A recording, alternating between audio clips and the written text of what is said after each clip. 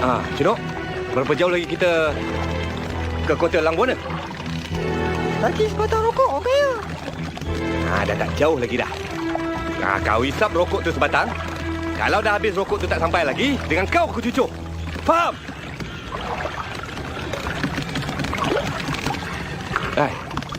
Ini rokok ke batang lemang? Okey ya? Kita api. Api pun tak ada kau ni.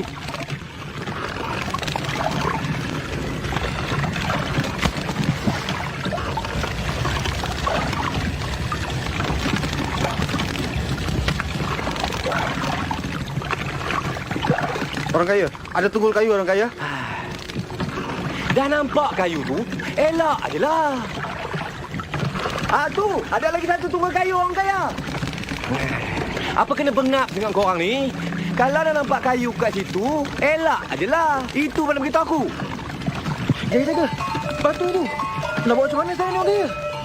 Langgar je lah. Langgar, rakyat perempuan. Cik Nok, berapa jauh lagi? Batang rokok, okey ya? Engkau ni. Dari semalam sebatang rokok, sebatang rokok. Semalam tak sempat hisap. Gunung Kinabalu langgar. Kita semua masuk sungai. Habis rokok basah. Kena teguh kering, baru boleh hisap. Engkau ni. Saya nak balik lah kalau macam ni. Alah kau ni. Cakap sikit singgung. Cakap sikit singgung. Saya. Habis madu, sepah dibuang. Kena balik-baliklah. Aku boleh pergi sendiri. Wira.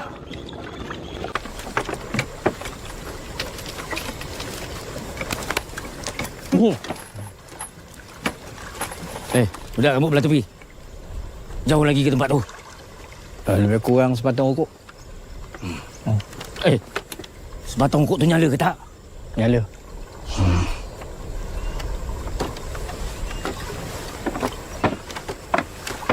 Kau. Ikut aku. Kau, jaga sini. Aku ikut dia. Ingat, kita kena buat kerja ni dengan cepat dan bersih. Selamatkan diri aku. Dan kita akan bersihkan kampung Ketayap sampai seekor nyamuk pun takkan boleh hidup. Tunggu apa lagi? Jalan!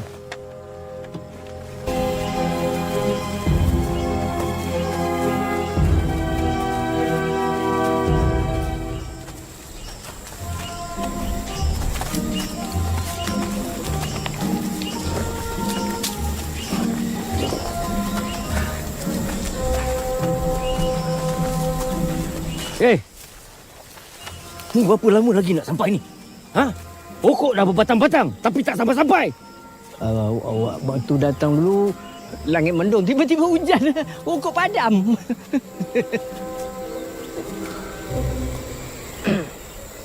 Kau kalau nak buat lawak bapak-bapak dengan aku, kau salah orang. Duduk.